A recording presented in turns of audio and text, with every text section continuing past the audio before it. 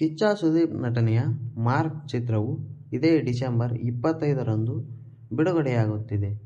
ಅದಕ್ಕಾಗಿ ಡಿಸೆಂಬರ್ 25ರಂದು ಹುಬ್ಬಳ್ಳಿಯಲ್ಲಿ ಮಾರ್ಕ್ ಚಿತ್ರದ ಪ್ರೀ ರಿಲೀಸ್ ಇವೆಂಟ್ನಲ್ಲಿ ಸುದೀಪ್ ಅವರು ತಮ್ಮ ವಿರೋಧಿಗಳಿಗೆ ಸಂದೇಶ ನೀಡುವ ಭರದಲ್ಲಿ ನಾನು ಈ ವೇದಿಕೆ ಮೇಲಿಂದ ಹೇಳ್ತಾ ಇದ್ದೀನಿ, ಯುದ್ಧಕ್ಕೆ ಸಿದ್ಧ ಎಂದು ಹೇಳಿದ್ದರು.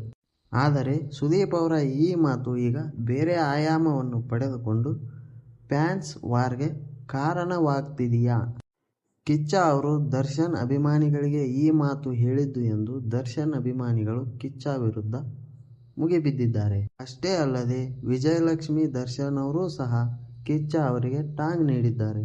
ಹಾಗಾದರೆ ಬನ್ನಿ, ಸುದೀಪ್ ಅವರು ಹುಬ್ಬಳ್ಳಿಯಲ್ಲಿ ಆಡಿದ ಮಾತಾದರೂ ಏನು ಹಾಗೂ ವಿಜಯಲಕ್ಷ್ಮಿ ಅವರು ಸುದೀಪ್ ಅವರಿಗೆ ಟಾಂಗ್ ಕೊಟ್ಟ ರೀತಿ ಹೇಗಿತ್ತು ಎಂದು ಈ ವಿಡಿಯೋದಲ್ಲಿ ತಿಳಿದುಕೊಳ್ಳೋಣ.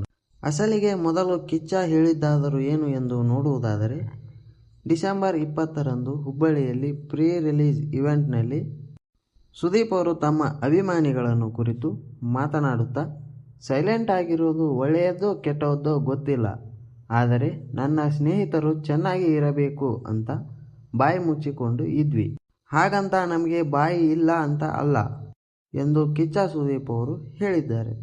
ಇನ್ನೂ ಮಾತಿನಲ್ಲಿ ಮುಂದುವರೆದ ಕಿಚ್ಚ, ಹುಬ್ಬಳ್ಳಿಯಲ್ಲಿ ಕಾರ್ಯಕ್ರಮ ಮಾಡುವುದು ಯಾಕೆ ಅಂದರೆ ಇಲ್ಲಿ ಮಾತನಾಡಿದರೆ ಯಾರಿಗೆ ತಲುಪಬೇಕು ಅವರಿಗೆ ತಲುಪುತ್ತದೆ ಎಂದು ಸಹ ಹೇಳಿದರು. ಕೆಲವು ಮಾತು ಹುಬ್ಬಳ್ಳಿಗೆ ಬಂದು ಇಲ್ಲಿ ವೇದಿಕೆ ಮೇಲೆ ಮಾತಾಡಿದ್ರೆ ಇಡೀ ಕರ್ನಾಟಕಕ್ಕೆ ಎಲ್ಲಿ ತಟ್ಟಬೇಕು ತಟ್ಟುತ್ತೆ.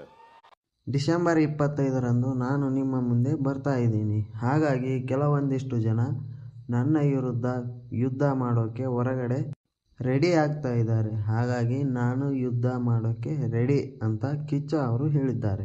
ಈ ವೇದಿಕೆ ಮೇಲಿಂದ ಹೇಳ್ತಾ ಇದ್ದೀನಿ, ಯುದ್ಧಕ್ಕೆ ಸಿದ್ಧ. ಈ ಒಂದು ಮಾತುಗಳನ್ನು ದರ್ಶನ್ ಅಭಿಮಾನಿಗಳು ನಮಗೆ ಹೇಳಿರುವುದು ಎಂದು ಕಿಚ್ಚ ವಿರುದ್ಧ ಗುಡುಗಿದ್ದಾರೆ.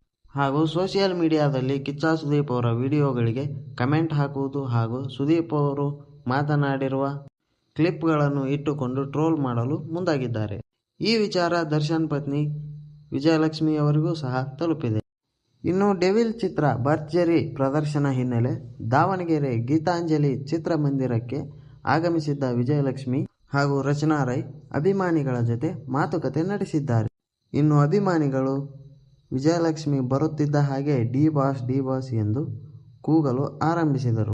ವಿಜಯಲಕ್ಷ್ಮಿ ಅವರು ಅಭಿಮಾನಿಗಳ ಕುರಿತು ದರ್ಶನ್ ಅವರು ಇಲ್ಲದೇ ಇರುವಾಗ ಕೆಲವೊಬ್ಬರು ಏನೇನೋ ಮಾತಾಡ್ತಾ ಇದ್ದಾರೆ, ವೇದಿಕೆ ಮೇಲೆ ಚಾನೆಲ್ಗಳಲ್ಲಿ ಕೂತ್ಕೊಂಡು ಮಾತಾಡ್ತಾರೆ, ಜೊತೆಗೆ ಅವ್ರ ಬಗ್ಗೆ ಅವರ ಫ್ಯಾನ್ಸ್ ಬಗ್ಗೆನೂ ಮಾತಾಡ್ತಾ ಇರ್ತಾರೆ. ಆದರೆ ದರ್ಶನ್ ಅವರು ಬಂದಾಗ ಅವರು ಬೆಂಗಳೂರಿನಲ್ಲಿ ಇರ್ತಾರೋ ಇಲ್ವೋ ಅನ್ನೋದೇ ಗೊತ್ತಾಗೋದಿಲ್ಲ ಎಂದು ಅವ್ರ ಬಗ್ಗೆ ಹಾಗೆ ಅವ್ರ ಫ್ಯಾನ್ಸ್ ಬಗ್ಗೆ ವೇದಿಕೆ ಮೇಲೆ ಹೋಗೋದು, ನಿಂತ್ಕೊಂಡು ಮಾತಾಡೋದು, ಚಾನೆಲ್ ಮೀಡಿಯಲ್ಲಿ ಕೂತ್ಕೊಂಡು ಮಾತಾಡೋದು, ಹೊರ ಕೂತ್ಕೊಂಡು ಮಾತಾಡೋದು ಎಲ್ಲ ಮಾಡ್ತಿದ್ದಾರೆ.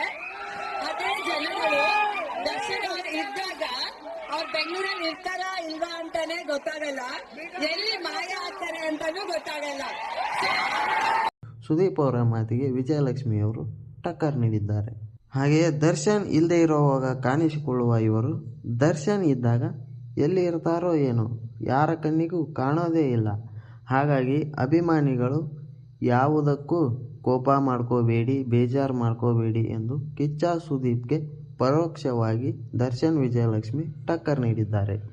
ನೀವು ದೊಡ್ಡ ದೊಡ್ಡ ಸ್ಟಾರ್ಗಳಾಗಿ ಹಣ ಗಳಿಸಿ ಸುಖವಾಗಿ ಜೀವನ ನಡೆಸುತ್ತಿದ್ದೀರಿ. ಆದರೆ ಅಭಿಮಾನಿಗಳ ಮಧ್ಯೆ ಫ್ಯಾನ್ಸ್ ವಾರನ್ನು ಕ್ರಿಯೇಟ್ ಮಾಡಿ ಅವರಿಗೆ ಪ್ರಚೋದನೆ ನೀಡಿ ಏನಾದರೂ ಹೆಚ್ಚು ಕಡಿಮೆಯಾದರೆ ಅವರ ಜೀವನ ಹಾಗೂ ಅವರ ಕುಟುಂಬದ ಸ್ಥಿತಿ ಏನು? ಅದಕ್ಕಾಗಿ ನಾವು ಹೇಳೋದು ಒಂದೇ, ಯಾರೇ ಆಗಲಿ ಏನೇ ಆಗಲಿ ಕನ್ನಡ ಸಿನಿಮಾ ನೋಡಿ, ಆದರೆ ಯಾವುದೇ ಸ್ಟಾರ್ ವಾರ್ಸ್ ಫ್ಯಾನ್ ವಾರ್ಸ್ ಬೇಡ. ಇದರ ಬಗ್ಗೆ ನಿಮ್ಮ ಅಭಿಪ್ರಾಯವೇನು ತಿಳಿಸಿ.